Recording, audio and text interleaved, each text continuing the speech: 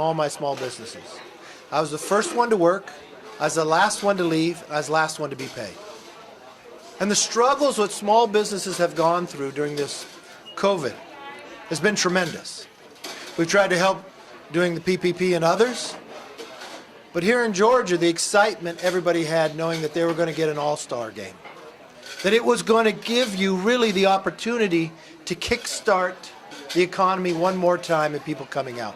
Because it's not just for one night, it's really an entire week. I know how proud everybody was about that. But to have the uninformed Major League Baseball pull it out from under this community, to sit and talk to the small business owners here of the struggles of how hard they had to work. I'm going to have many of them come up and talk to us about it. How some would take a loan to get a new food truck, and they had to stop that just to pay their employees with it, but they're still paying the loan for the food truck. Or shutting down a business and looking in the face of those employees that they can't stay open. These are real life struggles. These are real life effects of people making poor decisions that has hurt this community as a whole. Now I have a couple members with me I want to call up. First is our Deputy Whip, Drew Ferguson, who serves on Ways and Means, who spent many of his days working to make sure people could keep more of what they earn, so people would invest more in businesses, people would have more jobs, and we've watched that economy be able to grow. Just a few years ago, unemployment at 3.5%, unheard of before COVID took place. And our ability to make sure we can grow that economy again, not punish people, but reward people for work. I bring up Drew Ferguson. Thank you, Kevin. 31 days ago, we stood on the steps of the Georgia Capitol with Governor Kemp, Attorney General Chris Carr, state legislatures to decry the very dishonest, disingenuous statements of many corporate CEOs and to call out the impact that Major League Baseball's decision to leave Georgia for another state would have on our small business community. As Kevin mentioned, we work every single day to make sure that our small business community has a fighting chance to succeed.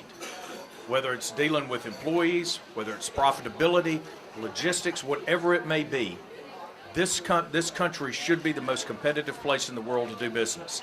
And just as our small businesses are coming out of COVID, Major League Baseball makes an ill-informed decision and pulls almost $100 million out of this state. And it may be the difference in a lot of these small businesses making it and surviving and going into next year. So we're here. I want to thank the leader for calling attention to this and to coming down and making sure that everyone knows the impact that this is going to have on our small business community. Major League Baseball owes the state of Georgia an apology, particularly to those small businesses that they have hurt so badly. And by the way, our corporate CEOs, many of them, they still are not responding to some very basic questions that have been asked about why they did what they did. We're going to fight back. Entrepreneurs find a way to get through. The government shouldn't be making it harder on them. It should be making them easier. With that, I'll turn it back over to the leader. Thank you, Drew. And it's rather amazing, this new administration, some of the challenges they've created, especially along the border. And now right here, they were part of causing Major League Baseball to leave Georgia. Two places I see that they don't want to visit or talk to those they've actually affected the most. It'd be nice for them to sit down with these small business owners, for the president to explain why he thought they should leave, why these businesses should be hurt after how much they've struggled for from the last year with COVID. Now, also with us today is Barry Loudermilk. He is the congressman from this area, serves on financial services, continues as I sat at the table talking to small business, community banks, and others. The day in and day out as we went through this COVID relief, that he was there on the phone, making sure that the small businesses were getting that PPE to pay their rent, pay their employees, and just to keep them afloat, trying to hold on to that all-star game came till we could continue to grow, to have that Christmas and summertime, which would have been very nice for the entire community. I give you Barry Loudermilk. Thank you, Mr. Leader, and thank you for coming to Georgia's 11th Congressional District. You know, Georgia was one of the first states to open up its doors during COVID, and we started seeing a resurgence in the economy. but that wasn't across the board to a lot of our businesses. Still, a lot in the hospitality industry was struggling. The week before Major League Baseball announced their ill-informed decision, I was meeting with several businesses in Cobb County. I have a district office at the Galleria down near Truist Park, and the excitement among those businesses were, look, we struggled, we made it through the COVID pandemic, a lot of it is because of PPP. This Major League Baseball game is going to be the turning point for us to be able to get back on our feet again. And the question was, do you think Major League Baseball will pull? Because we had started hearing rumors. And the decision was, no, Major League Baseball usually stays apolitical. And they were scared this would happen. And then it did. And it's devastated a lot of businesses. Look, America was built upon hard work. All of our successes have been because of hard work. Small businesses rely on people willing to do the hard work. I've spent this last week with a lot of small businesses. I decided, let me just go out and work side by side with some of these folks. I spent some time with a construction company. I went to a lot of rural businesses. They are struggling. And let me tell you why they're struggling. Because they feel they're proud of their country, but they're afraid of their government right now. Because, as one told me, he said, look, I've got the potential of more business than I can handle. I just can't get people to come to work. And I asked him why. He said, because I can't compete with a federal government who will pay somebody more to stay at home than I can afford to pay them to come and earn a living. The people feel like they're at war not only with their own government, but big corporations are trying to kill them as well. And this is what we have to address. We have to realize that it's the small business that makes America work. The big businesses would not be there if it wasn't for the small business. And as mentioned, Vinings Bank, some of the representatives from Vinings Bank are here with us today because of their involvement in the community as a small business and their hard work. They actually issued more PPP loans during that first rollout than Wells Fargo did nationwide. It's because of the hard work of them being in touch with the community. This is what the impact of Major League Baseball has had on the small business owner. It's not the big business that's hurting from it, it's the small guy. Thank you, Barry. I was excited about being able to come here, but to listen to small business, but more importantly, to come here to eat. I hope you all had a little opportunity to eat. There's no such thing as Gus having a small plate. I've never seen these size of plate. But when you sit and talk to Gus, this isn't his only restaurant. All of them have opened back up but one. But you ask him about the struggle, 27 years right here. And he'll tell you for the first 4 years, it did not make it. But he tells his wife, we're going to keep going. We're going to get through it until that moment that he's able to take off. COVID comes and they get shut down. You know what he does? He builds a drive-through. Not once, but twice. They never shut down, 24 hours a day, to keep people employed, to keep things moving. What does he do when he opens that drive-through first time? Offers free food. Because he wants the community to be able to be together. That's the spirit that you see in an entrepreneur. That's the spirit that you see that would take that risk. But what has happened to him and the rest of Georgia when you wipe away an all-star game that you planned for, the number of employees that he works, and there's times you come here at 3 in the morning, you're making an order, Gus is either taking the order or making the food. This is his family. This is his establishment. But everybody who works for him is part of the family. Let's bring Gus up to say a few words as well.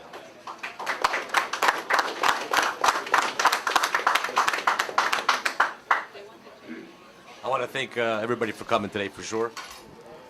I'd like to say, of course, everybody in the hospitality restaurant business is highly disappointed that we lost the All-Star game. That's the obvious. We look forward to it. It's been a roller coaster. Everybody in the restaurant business has been through this ups and downs, and we were looking forward to it. We had the NBA All-Star game. We were excited about that. I'm also a sports fan, so that makes it a little bit more personal to me. I was looking forward to right down the road. Cobb County built a beautiful stadium. It's not only the stadium, but the restaurants, the hotels, the sports bars around it. We're looking forward to hosting that beautiful event. Nevertheless, it didn't happen. We need to move on. We just got to hopefully the Braves keep winning, and maybe we have some playoff games that we can I was preparing a menu with the chef for the All-Star game, so we might have to make it a playoff menu. But we can't. I want to make sure everybody understands that in life, we can't all agree on everything, because life would be boring if we all agreed. So anytime there's any discrepancies or difference of opinions, the best thing to do is try to negotiate, compromise, figure out a solution without something so drastic. It's not the end of the world. Like I said, we're gonna move on. We've been through worse, but it's just a little bit of heart. Hurts a little bit because it was going to be a fun week.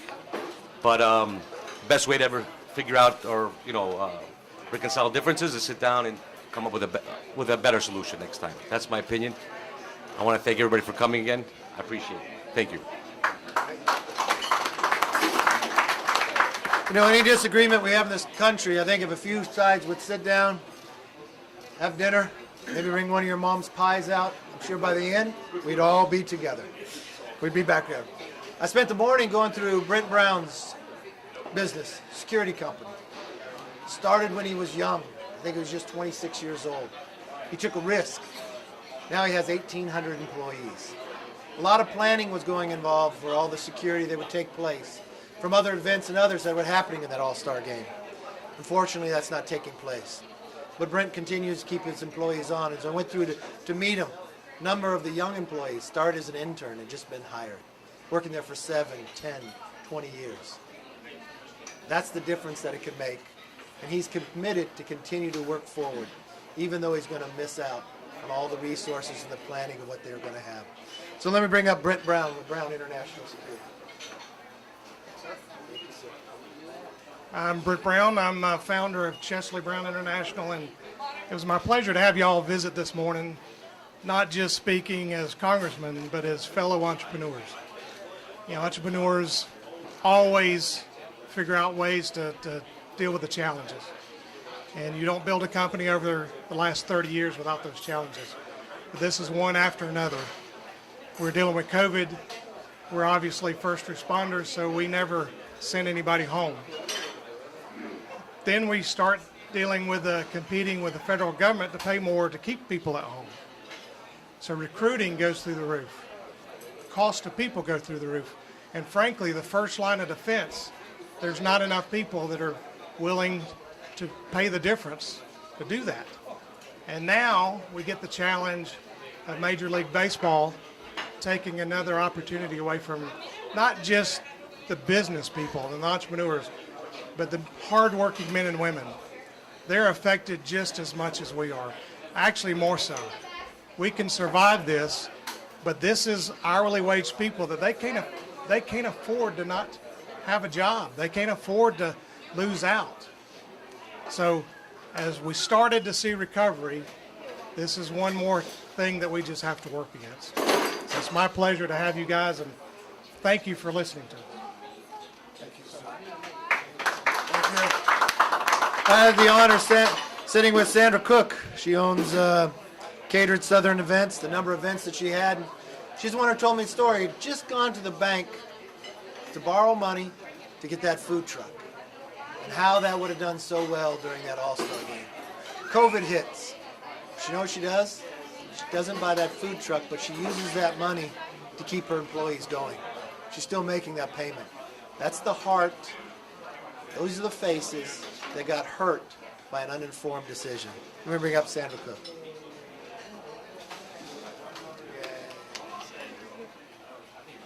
Good afternoon. I'm Sandra Cook, owner of Catered Southern Events. Yes, it is true. The COVID hit, and we lost $100,000 within probably 8 months of the COVID. Yes, I borrowed money to buy a food truck. I and my employees got paid, but there's still no food truck, and I'm still paying on the loan. I had already talked to a hotel about catering for the teams coming in and all of the parents and kids, and that went on the wayside. And so it's just really a sad situation that you get slapped in the face again. And thinking that you're coming out of something, and we will get that food truck one day. And so we'll be able to take on anything else that comes our way. So thank you very much, and I'm so thankful that these guys behind me are listening to what the small community owners and, just they're listening to us finally. And I'm going to speak for my friends that are caterers, these restaurants, and sadly the things that had to close, but they're all affected by what has gone on, and now this. So, thank you. And Gus, I will tell you, Sandra said it was nice to have somebody cook for her for a change. So, and she loved the food. So, the next I want to bring up Mitch Roden. He's got a family business that his father started. He had to adapt in the middle of COVID. He had to shut down one of the businesses, almost reinvent, but he was able to succeed and able to move forward. That's what you get from entrepreneurs. Whatever struggles put before them.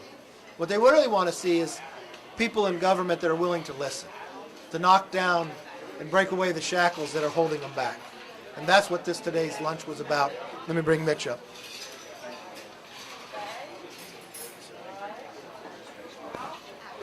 I'm Mitch Roden, and it's my pleasure to be here today. I appreciate the opportunity that's been afforded to us to talk about these issues and to reiterate what the others have said.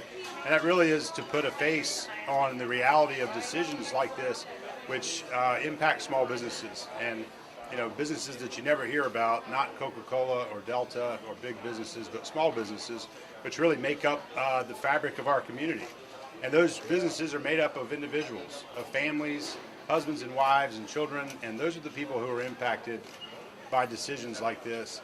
And it's just really frustrating, as we talked about, given all of the things that we've all dealt with in our own way from COVID and other things, to have another situation that was, really came out of left field to adversely impact everybody in this space. So I appreciate the opportunity to talk to you today. I appreciate our elected officials who have created this forum, and I hope that everybody in the small business community can get back to normal and not have to deal with factors like this as we move forward. Thank you very much.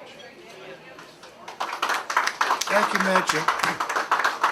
I want to thank all the businesses who turned out to tell us their stories, talk about the struggles, but ways that we could find solutions to help it move forward. We were very hopeful that come the summer with the All-Star game, it was going to be the kickstart to really bring back for that money the resources lost, the struggles that they had to put in. During COVID, not only had they shut down, but they put money back into their businesses, building drive-thrus and others, borrowing to buy a food truck they can't have, but playing it to the employees. I wish Major League Baseball would look at the faces. I wish this administration would come here and listen to these voices. Because they encouraged the team to leave. They encouraged the game to be played somewhere else. This isn't a partisan issue. This is about America. This is about small businesses. This is about survival and coming back. Because we believe this is the greatest nation on earth. And we understand that small business is the backbone that brings the jobs forward. And these entrepreneurs who take the risk are the ones that make it happen, generation after generation. With that, let's take some questions. Yes. The Republican legislature passed SB 202 that the Major League Baseball was protesting against. Why is it Joe Biden's fault that they're protesting a bill that the Republicans passed when I know y'all support businesses being able to make choices? Well, I think the president, in his encouragement, without reading the bill, many times he misstated what was in the bill itself. I mean, even from his own home state to what is allowed to happen here in Georgia, the number of days to vote, the openness in the process, I think that was misinformation, which encouraged the Major League Baseball to make an uninformed decision to move a game based upon information that wasn't true, that was not in the bill itself. And when you really looked at and you want to help minority-owned small businesses, you've got a much larger population of that right here in Georgia than anywhere else, and especially from where they moved it to. Yes, ma'am. So what's next? What do you do from here to help these businesses, or are you hoping Major League Baseball might change their minds? Well, I wish Major League Baseball would learn the lesson from this, to not make a rash decision, to make informed decisions, to read the bills before they make judgment. This movement in this country about wokeness has got to stop. We can disagree on things, but let's base it upon facts. What I really want to have happen here is not the people who have been hurt, the small businesses, but more importantly, every single one that stood up here, the entrepreneur that risked everything, they would tell you it wasn't about them. They're more concerned about their employees. How do they help them? They put a lot of plans, they put a lot of investment into that week. And for a lot of people that get an all-star game, that's Christmas for their business. That helps them go on to other months. I think Major League Baseball should find a way to make it up to this community, because they made an uninformed decision and they harmed a lot of people who are out of work and could have made overtime, could have been able to make investments that they were missing, especially after COVID. How much do you think it's been suggested Stacey Abrams is behind some of this to move the ball game out of Georgia? Do you believe she was behind it? You know, I'm not from Georgia. I'd let one of these announce that there. But I would think, regardless of where you are in a party, you would be excited about celebrating your state. You would be excited about showing off. Baseball, they don't come out and show how they're registered to vote. They came out to play ball, America's pastime. And that's an excitement to be here, to be able to achieve the right to have the All-Star game. And it's not just one night, it's the home run derby. It's the people who come from across the nation to be able to see this state, to walk into diners such as this, to go and see your arts and your other communities that are here. That is a success for the entire state. That is why people would like to have it. So I would hope nobody in Georgia would have encouraged them to leave. I think that would be the wrong approach. Representative Ferguson, there are thousands of Delta employees that live in your district. Are they a big business that you think has done bad and you do wish them ill? No, we stand with the Delta employees. I happen to represent more Delta employees and their families than any other member of Congress, and we're standing with them. We've had many of them come to us and say, thank you for being our voice. We are afraid to speak up. We're afraid for our jobs. We're afraid of the hostile work environment that's been created there. So, no, we stand with it. I get on a Delta flight every week to go back and forth to D.C. It's not wrong to punish the men and women of Delta because their CEO lost his moral compass on this issue. Will you call for a vote to seek the removal of Liz Cheney from your leadership team? You know, the conference decides all that. We're here talking about small business, and we're talking about solutions, ways that we can help America continue to grow. I started my first small business when I was 20. I know what the struggle is. I know what it's like to try to make payroll, to get more sales, and that's what we're here to do. Mr. Leader? Yes. Thank you. Governor Kemp stood against President Trump and his efforts to overturn the election. The president's very upset about that. Is there room in the Republican Party for a Liz Cheney and a Brian Kemp who have not supported the president on that, but do support? I've answered this question many times. The Republican Party is a big tent. We welcome everybody. Thank you very much, everyone. Thank you all. Have a good day. And be sure to get some cake or pie on the way out.